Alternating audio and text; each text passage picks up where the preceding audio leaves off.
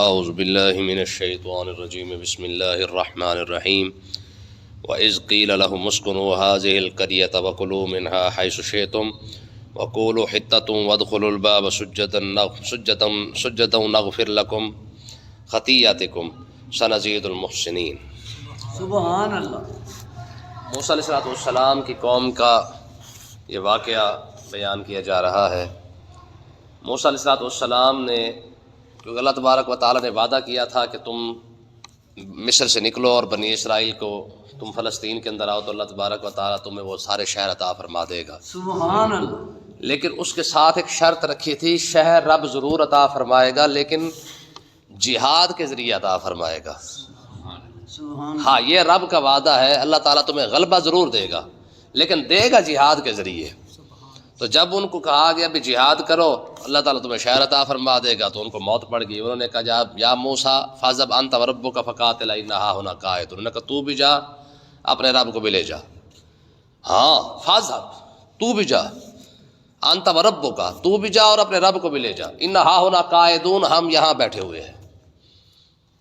پھر موسیٰ علیہ السلام نے جو ہے وہ میدان طیہ کے اندر جو ان کو پھر سزا ملی، پھر حضرت موسیٰ علیہ السلام کے جو خلیفہ تھے حضرت یوشع بن نون علیہ السلام، ان کی میت کے اندر یہ پھر آگے چلے، پھر جا کر انہوں نے جو ہے مجبوراً جا کے جہاد کیا اور پہلا جو شہر تھا اس کا نام تھا اریحہ۔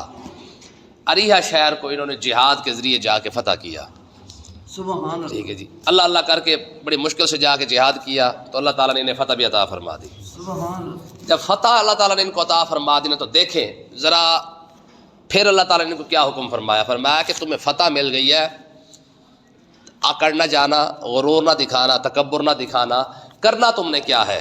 وَإِذْ قِيلَ لَهُمُ اسْكُنُوا هَٰذِهِ الْقَرْيَةَ، جب ان سے کہا گیا اسْكُنُوا هَٰذِهِ الْقَرْيَةَ، اس شہر میں جا کے تم اپنے مکان بنا لو، سکونت اختیار کر لو، وہاں پہ جا کے رہائش رکھ لو۔ یعنی اریحہ فتح ہو چکا تھا، فتح ہونے کے بعد اللہ تعالیٰ نے ارشاد فرمایا کہ اب تم اس شہر میں جا کے رہ سکتے ہو، اپنی رہائش رکھ سکتے ہو۔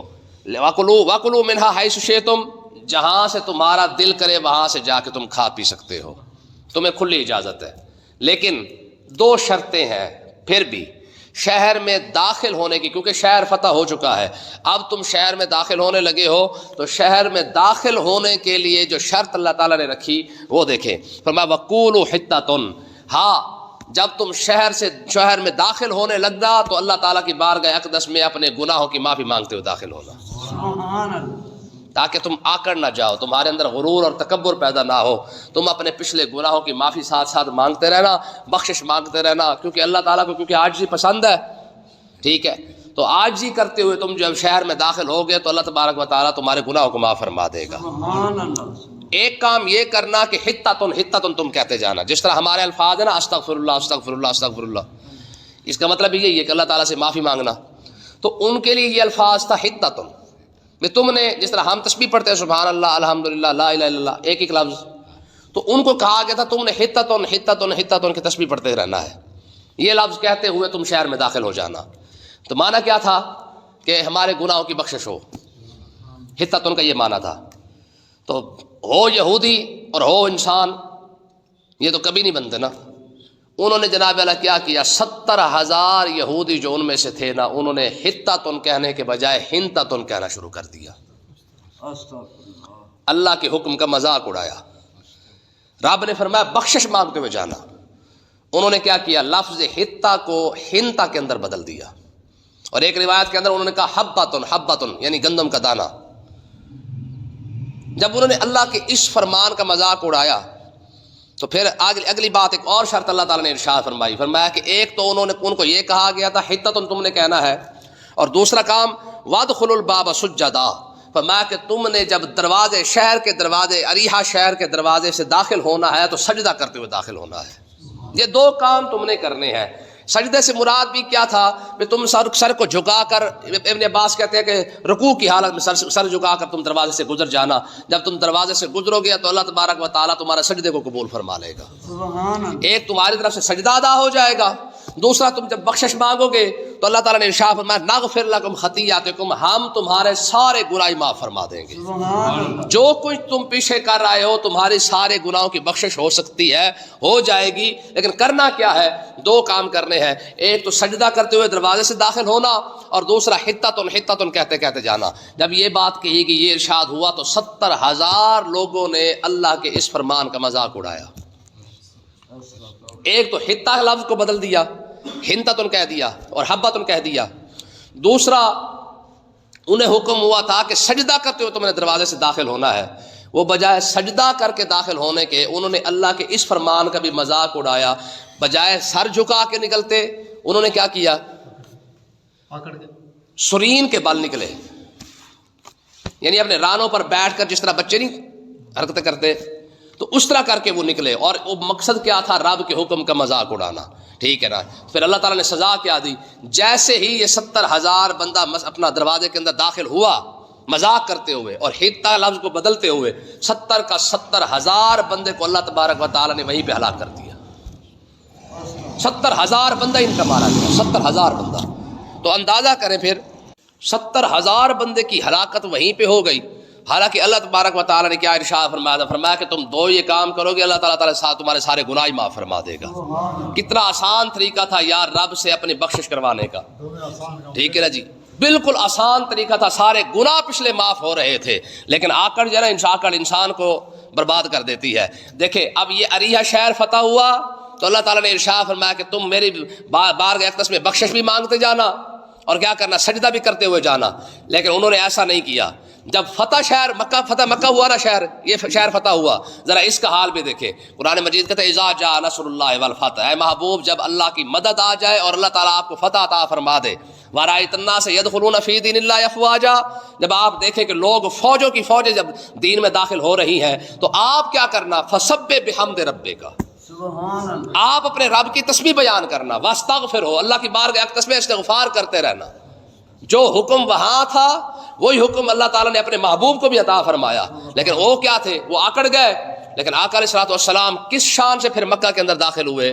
ٹھیک ہے، روایت کے اندر آتا ہے کہ آقا علیہ الصلوۃ والسلام جس اونٹ پر سوار تھے نا، پیچھے نہ حسن بیٹھے ہوئے ہیں، نہ حسین ہے، نہ صدیق اکبر ہے، نہ فاروق اعظم، نہ عثمان غنی، نہ مولا علی، کوئی بھی نہیں ہے پیچھے غلام ابن غلام حضرت اسامہ بن زید بیٹھے ہوئے تھے۔ سبحان اللہ، اور آقا علیہ الصلوۃ والسلام نے کالے رنگ کی حضور نے دستار مبارک پہنی ہوئی تھی، ٹھیک ہے، اور کریم آقا علیہ الصلوۃ والسلام کا سر مبارک نا اونٹ کی کوہان کے ساتھ لگتا جا، حضور نے اتنا سر جھکایا ہوا تھا، ٹھیک ہے، آجزی کی وجہ سے، آجزی کی وجہ سے۔ اور کیا تھا؟ انتم الطلقاء، اعلان کر دیا گیا تھا، فرمایا آج جو بھی جائے گا اس کو آزاد کر دیا گیا ہے، جو حرم میں آ گیا وہ آزاد ہے، ٹھیک ہے جی، جو ابو سفیان کے گھر چلا گیا وہ آزاد ہے، جس نے ہتھیار پھینک دیے وہ آزاد ہے، جس نے یہ کیا وہ آزاد ہے، جس نے وہ کیا وہ آزاد ہے، سبحان اللہ، ٹھیک ہے نا جی۔ اتنی بڑی بات آقا علیہ السلام نے ارشاد فرمائی۔ پھر آگے دیکھیں، فرمایا ہاں بھائی کفار مکہ تم جانتے ہو آج تمہارے ساتھ میں کیا کروں گا؟ انہوں نے کہا جی ہم جانتے کہ آپ کیا کریں گے، کیونکہ ہم جانتے کہ آپ کریم بھی ہیں اور ابن کریم بھی ہیں، سبحان اللہ، آپ بھی کریم ہیں اور آپ کا خاندان بھی کریموں والا ہے۔ آقا علیہ السلام نے ارشاد فرمایا آج میں تم سے وہی بات کروں گا جو جناب یوسف نے اپنے بھائیوں سے کہا تھا، قال لا تثریب علیکم اليوم، فرمایا جاؤ آج سارے آزاد ہو۔ سبحان اللہ، یہ شہر بھی فتح ہو رہا ہے، اور فتح ہونے کے بعد آج جناب والا 23 سال کے بعد وہی لوگ سامنے کھڑے تھے جنہوں نے کوئی ظلم کرنے میں کوئی کسر نہیں رکھی تھی، مگر اس کے باوجود بھی کریم آقا علیہ الصلوۃ والسلام کے جب شہر میں داخلہ ہوا تو کس شان کے ساتھ ہو رہا ہے۔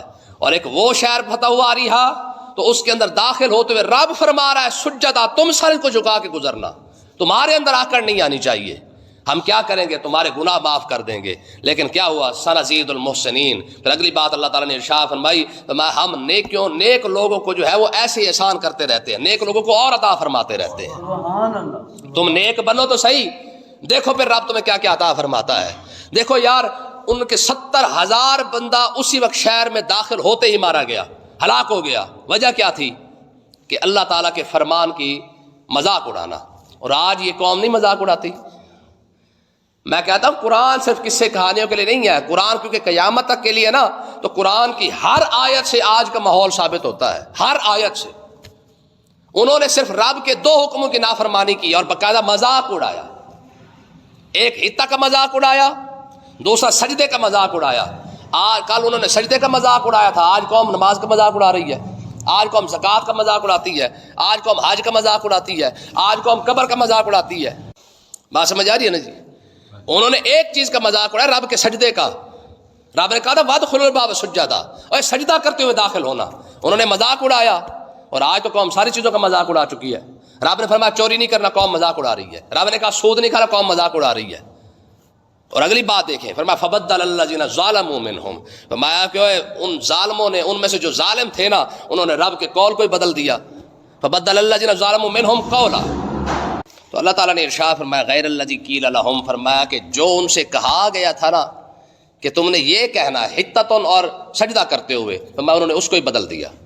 اور تھے کون؟ فرمایا ظالموا منہم، فرمایا ان میں سے جو ظالم لوگ تھے نا انہوں نے رب کے قول کو بدلا ہے. جو صاحب ایمان تھے انہوں نے نہیں بدلا. 6 لاکھ سے زیادہ بندہ تھا بنی اسرائیل کا جو اریا شہر کے اندر داخل ہوا ہے، ان میں سے جو 70,000 جو ظالم لوگ تھے نا انہوں نے رب کے قانون کو بدلا. رب نے یہ قانون دیا تھا کہ تم نے جناب اعلیٰ حتتن کہنا ہے اور سجدہ کرتے ہوئے داخل ہونا ہے، اور میں ان میں سے جو ظالم تھے نا ظالموا منہم، ان میں سے جو ظالم لوگ تھے رب کے قانون کو بدل دیا. آج دیکھیں رب کے قانون کو آج بھی ظالم بدل رہے ہیں. قرآن ہے نا کہ سود نہیں کھانا، آپ کی جمہوریہ پارٹی کہہ رہی ہے، یعنی یہ جمہوریت پارلیمنٹ یہ سود کے خلاف ہے. یہ کہتا ہے سود کے خلاف کہ یہ سود کے حق میں بات کرتی ہے. قانون بنایا گیا نا، اللہ کا قانون تھا کہ سود نہیں کھانا. پاکستان کا قانون سارا یہ ہے کہ پاکستان ٹوٹل 40 سود پر رہا ہے. رب کا قانون تھا شراب نہیں پینی ہے. پاکستان میں باقاعدہ پرمٹ جاری کیے جاتے ہیں. 11,000 پرمٹ جاری کیا گیا تھا پچھلی حکومت کے اندر. 4 سالوں کے اندر 11,000 پرمٹ شراب کا جاری کیا گیا. ٹھیک ہے، کون سا قانون ہے جس کا ہم نے مذاق نہیں اڑایا ہے؟ تو ہوا کیا پھر؟ اگلا تماشا بھی دیکھیں. فرمایا فارسلنا علیہم رجزا من السماء، فرمایا جب انہوں نے ہمارے قانون کے اندر تبدیلی کی نا تو ہم نے آسمان سے پھر ان پر عذاب نازل کیا. اے گل ہے غور کرنے والی کہ ہم نے کیا کیا؟ پھر ان پر آسمان سے پھر ہم نے ان پر جناب عذاب نازل کر دیا ہے. آج مجھے بتائیں کون سا عذاب ہے جو پاکستان پر نازل نہیں ہوا؟ بات ہوتی ہے نا جی بارشیں کیسے آ رہی ہیں، یہ عذاب ایسے ہی ہوتے ہیں. ہم سمجھتے ہیں کہ شاید بے موسم کام ایسے تھوڑی ہو گیا ہے یا پانی زیادہ آ گیا ہے، کوئی مسئلہ بن گیا ہے. عذاب ایسے ہی تو آتے ہیں. تو اللہ تعالیٰ نے ارشاد فرمایا جب انہوں نے ہمارا قانون بدلا تو ہم نے آسمان سے ان پر جو کیا کیا؟ عذاب نازل فرما دیا ہے. وہ قانون بدلے، ایک آسمان سے عذاب نازل ہو جائے، اور اسلامی جمہوریہ پاکستان کے اندر تو رب کا کسی قانون کو نہیں مانا جاتا ہے. تو یہاں خوشحالی کیسے آ سکتی ہے؟ سوال ہی دیکھیں نا جی قرآن مجید کیا آتا ہے کہ یہ سود کھانے والا بندہ اس کا تو رب سے اعلان جنگ ہے نا. یا ایھا الذین آمنوا اتقوا اللہ واذروا ما بقی من الربا ان کنتم مؤمنین فإن لم تفعلوا فاحذروا بحرب من اللہ ورسولہ. فرمایا کہ تم سود چھوڑ دو اگر تمہارے اندر ایمان ہے، نہیں تو تم یہ یاد رکھو فاحذروا بحرب من اللہ ورسولہ. سود کھانے والا اللہ اور اللہ کے رسول سے جنگ کر رہا ہے. جس نے جنگ ہی اللہ اور اللہ کے رسول سے شروع کر دی ہے وہ ملک خوشحال کیسے ہو سکتا ہے؟ ترقی کیسے کر سکتا ہے بھائی؟ ٹھیک ہے، شراب پینے والا اگر اللہ کے قانون کو توڑ رہا ہے، ظلم کر رہا ہے، تو پھر وہ خوشحال کیسے ہو سکتا ہے؟ اور یہاں تو پورا کا پورا ملک ماشاءاللہ یہاں پہ اس کام پہ لگا ہوا ہے. ٹھیک ہے، مختلف نام رکھ کے، مختلف بہیلے بنا کے، بیمہ پالیسی کے نام پہ سود ہے جی، اور کسی اور چیز کے نام پہ جناب اللہ سود، یعنی بیمہ پالیسی کے نام رکھ کر سود کے نام بدل کے جناب اللہ ان کا پورا ملک چلایا جا رہا ہے. تو اللہ تعالیٰ نے ارشاد فرمایا کہ جب کوئی رب کے قانون کو بدلتا ہے نا اللہ تعالیٰ آسمان سے عذاب نازل کر دیتا ہے. اس قوم پر نہیں عذاب نازل ہوا پڑا؟ اعمالکم اموالکم، سرکار نے ارشاد فرمایا جیسے تمہارے عمل ہوں گے ویسے تمہارے حکمران ہوں گے. آج عذاب کی صورت کے اندر حکمران ہم پر نافذ نہیں ہو چکے ہیں. جتنا مرضی ایماندار بندے کو ووٹ دے دو، بنتا وہی ہے جس کو اگلے چاہتے ہیں. آقا علیہ الصلوۃ والسلام نے ارشاد فرمایا تھا نا، فرمایا کہ تمہارے جو جیسی رعایا ہوگی اللہ تعالیٰ ویسے ہی ان میں سے حکمران پیدا کر دے گا. بتاؤ جتنا مرضی ایماندار کو آپ ووٹ دے کے آ جائیں، پاکستان کے اندر اول تو ایماندار کی حیثیت کوئی نہیں ہے. جتنا مرضی آپ اس کو سپورٹ کر لیں، ایماندار بندے کو تو ہم مانتے ہی کوئی نہیں ہے. لیکن ہوگا وہی جو ہمارے اعمال ہیں نا، ہمارے اوپر حکمران بھی ویسے ہی بنیں گے. صحابہ کے عمل کیسے تھے کہ ان کے اوپر حکمران بھی بنا تو صدیق اکبر بنے. خود سوچو یار ان کے کیسے عمل ان کے کرتے ہوں گے کہ ان کو حکمران بھی ملا تو فاروق اعظم جیسا ملا، ان کو حکمران ملا تو عثمان غنی جیسا ملا، ان کو حکمران ملا تو مولا علی جیسا ملا ہے. ان کے عمل کیسے ہوں گے؟ آپ حیران ہوں گے کہ جب فاروق اعظم کے دور کے اندر مدینہ پاک کے اندر نا زلزلہ آ گیا یہ بڑی مشہور بات ہے. حضرت عمر رضی اللہ تعالیٰ نے جناب والا درہ لہرا کے زمین پر مار کے فرمایا تجھ پر انصاف نہیں کر رہا. یہ بات میں تجھ پر انصاف نہیں کر رہا، پھر کیوں کانپ رہی ہے؟ اچھا یہ بات بڑی بیان کی جاتی ممبر پر. اس سے اگلی بات کیا ہے؟ چلو زلزلہ آیا بھی صحیح، تھم بھی گیا، فاروق اعظم نے جناب والا کوڑا مار کے جناب والا زلزلہ بھی روک دیا، سب کچھ ہو گیا، ٹھیک ہے، یہ تو ہو گیا فاروق اعظم کی کرامت. اگلی بات کیا ہے؟ اگلی بات یہ تھی کہ فاروق اعظم رضی اللہ تعالیٰ نے اگلی سویرے پورے مدینے کو اکٹھا کر لیا. اکٹھا کر کے آپ نے ارشاد فرمایا مدینے والوں، ایسے کون سی حرکت تم نے کی ہے، کون سا کام کیا ہے کہ تمہاری حرکت، تمہارے کام کی وجہ سے نبی کے شہر کے اندر زلزلہ کیوں آیا ہے؟ ٹھیک ہے، کون سا ایسا کام کیا ہے کہ تمہارے کام کی وجہ سے، تمہاری کسی حرکت کی وجہ سے نبی کے شہر میں زلزلہ آ جائے؟ یہ کیسے ہو سکتا ہے؟ اور اگلے الفاظ فاروق اعظم کے، آپ نے فرمایا یہ بات یاد رکھنا، اگر آج کے بعد مدینے کے اندر زلزلہ آیا تو عمر تمہیں چھوڑ کے کہیں اور چلا جائے گا. ہم پوچھتے جی زلزلہ اس لیے آتا کیونکہ پلیٹیں ہل جاتی ہیں، یہ ہماری قوم اس بات پہ لگی ہوئی ہے. ٹھیک ہے جی، او جی جناب والا کوئی اور مسئلہ بن کے کر کے زلزلہ آ گیا ہے. امام احمد رضا خان رحمۃ اللہ علیہ سے پوچھا گیا جی زلزلے کیوں آتے ہیں؟ آپ نے فرمایا لوگوں کے گناہوں کی وجہ سے زلزلے آتے ہیں. یہ جو زلزلے آنے کی جو وجہ ہے وہ پلیٹیں نہیں ہے، زلزلے آنے کی وجہ صرف اور صرف انسانوں کے گناہ ہے، خاص کر مسلمانوں کے. آج دیکھ لینا کیا ہو رہا ہے. اس سے بڑا ظلم کیا ہوگا یار؟ وہ اسماعیل ہنیہ وہ جو حماس کا سربراہ تھا، اس نے واشگاف لفظوں کے اندر اس نے کہا اگر پاکستان چاہے تو اسرائیل کو جو ہے جنگ سے روک سکتا ہے. علامہ کا شعر تھا، گلا تو گھونٹ دیا اہل مدرسہ نے تیرا، کہاں سے آئے صدا لا الہ الا اللہ. تو تھوڑی سی اس کے اندر ترمیم کر لینا تو یوں کہہ سکتے ہیں کہ گلا تو گھونٹ دیا اہل ڈالر نے تیرا، کہاں سے آئے صدا لا الہ الا اللہ. ہے خاموشی بھی اتنا بڑا کوئی خاموشی بھی کوئی کرتا ہے جتنی خاموشی پاکستان نے کی ہے. تم جتنے بھی مجبور ہو جاؤ اندر کھاتے، اگر تمہیں مسجد اقصیٰ کا درد ہوتا تو سب کچھ ہو سکتا تھا. درد ہوتا تو بتاؤ ایماندار سے درد کہاں گیا؟ ایک بندہ یار فاروق اعظم کا قول تو دیکھے نا، ان لوگوں نے بڑے بڑے جناب امیر المومنین فاروق اعظم، کبھی ان کی باتوں پہ غور کر کے تو دیکھو نا. عمر تو یہ کہہ رہے ہیں کہ اگر فرات کے کنارے پہ ہے وہ کتی کا بچہ مر جائے یا بکری کا بچہ مر جائے تو جناب عمر اس کا جواب دے گا. آج غزہ سارا تباہ ہو گیا، اس کا جواب نہیں پوچھا جائے گا؟ کیوں جی؟ ہم تو ماشاءاللہ ایسے اس حساب سے آئے ہیں، ادھر یار پورا غزہ اجڑ گیا ہے، بچے چھوٹے چھوٹے بچوں کو چن چن کے اسرائیلیوں نے مارا ہے. ہمارے لاہوریوں نے PSL دیکھنے کی بھی حد کر دی ہے، اب تو درد بھی نہیں ہوتا ہے. آقا علیہ السلام نے شاہ فرمایا انما المؤمنون اخوہ، یہ قرآن کا بلکہ فیصلہ ہے. میں تمہیں بھائی بھائی بنا کے جا رہا ہوں، تمہاری مثال ایسی رہنی چاہیے قیامت تک. اور بھائی کی مثال کیا ہو کہ اگر بھائی کی مثال ایک جسم کی طرح ہے، تمہارا ہاتھ درد کرے تو پورا جسم محسوس کرتا ہے. میں خبردار دنیا کے کسی کونے کے اندر بھی اگر کوئی مسلمان ہو اور دوسرا مسلمان دوسرے کونے کے اندر بیٹھا ہو تو اس کا درد اسے محسوس ہونا چاہیے. آپ جانتے ہیں جو میچ ہو رہے ہیں لاہوریوں نے اسٹیڈیم بھر دیے، کتنا درد ہے لاہوریوں کو غزہ کا. قیامت کے دن یہ غزہ کے بچے، بڑے کو چھوڑو یار، چلو عورتوں کو چھوڑ دو، جوانوں کو چھوڑ دو، بوڑھوں کو چھوڑ دو، 2-2 سال کے بچے جو اسرائیلیوں نے مارے ہیں، قیامت کے دن یہ غزہ والے کھڑے ہو گئے اللہ کی بارگاہ قسم اتنا ہی عرض کرتے پروردگار جب ہم ذبح کیے جا رہے تھے، ہمیں گولیاں ماری جا رہی، بھونا جا رہا تھا ہمیں، تب لاہوریے تو PSL دیکھ رہے تھے. وہ تو شاباش ہے کراچی والوں کو، انہوں نے ہمت کی ہے کہ چلو کم سے کم وہ اسٹیڈیم کے اندر نہیں گئے. یار اتنی تو بے حس قوم نہیں ہونی چاہیے نا کہ تمہارا مسلمان جناب اعلیٰ اس کو ظلم کے ساتھ مارا جا رہا ہے اور ہمارے پاکستانی بیٹھ کے PSL دیکھ رہے ہیں. اور اس سے بڑا ظلم دیکھے KFC کو باقاعدہ جناب اعلیٰ انہوں نے ساتھ ملا کے وہ کیا ہوا ہے، لوگوں کو دکھایا ہے کہ تم جو مرضی رو پٹ لو، ہم آج بھی اسرائیل کے ساتھ ہیں. یہ یاد رکھے پاکستان کی حکومت، پاکستان کا اشرافیہ اسرائیل کے ساتھ ہے. عوام روتی ہے، روتی رہے. یہی حال پوری دنیا کے عوام کا ہے، پوری دنیا کی عوام رو رہی ہے کہ ہم جناب جو غور کر رہا ہے اسرائیل سارا ظلم کر رہا ہے. پوری دنیا کے حکمران، چاہے مسلمان ہے چاہے غیر مسلمان ہے، جتنے بھی حکمران ہیں سارے کا سارا اسرائیل کے ساتھ کھڑا ہوا ہے. پاکستان کا اشرافیہ نہیں کھڑا ہوا ہے اسرائیل کے ساتھ. تو یہ تو قیامت کا دن نہ آئے گا. خدا کی قسم قیامت کیوں ضروری ہے؟ یہ حالات دیکھ کے پتہ چلتا ہے کہ واقعی قیامت ضروری ہے. مالک یوم الدین، فرمایا تم آؤ تو صحیح ایک بار، تمہیں پتہ لگ جائے گا جزا کے دن کا مالک ہے کیسا.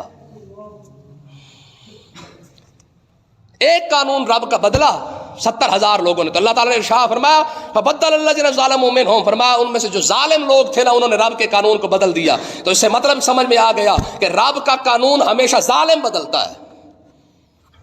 قولا غیر الذی قیل لہم، فرمایا جو بھی ان سے کہا گیا تھا انہوں نے رب کے قانون کو ہی بدل دیا. تو ہم نے کیا کیا؟ فارسلنا علیہم رجزا من السماء، فرمایا ہم نے پھر آسمان سے ان پر عذاب ہی نازل کر دیا. بما کانوا یظلمون، وجہ کیا ہے؟ فرمایا کہ کیونکہ وہ ظالم تھے.